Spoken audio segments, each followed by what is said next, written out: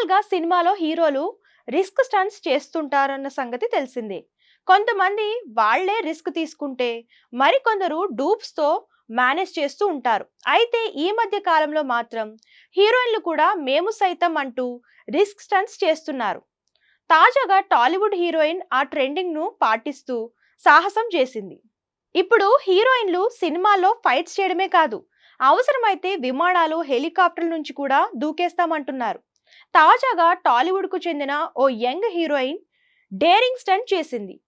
ఆ అందాల తార మరెవరో కాదండి, రవితేజ మిస్టర్ బచ్చన్ సినిమాతో సెన్సేషన్ అయిన భాగ్యశ్రీ బోర్సే.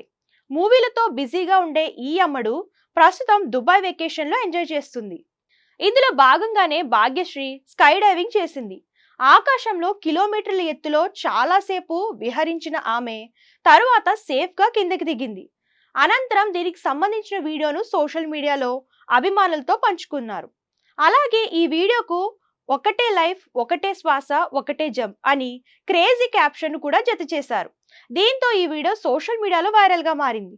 ఇక దీన్ని చూసిన నెటిజన్స్ భిన్న అభిప్రాయాలు వెల్లడిస్తున్నారు.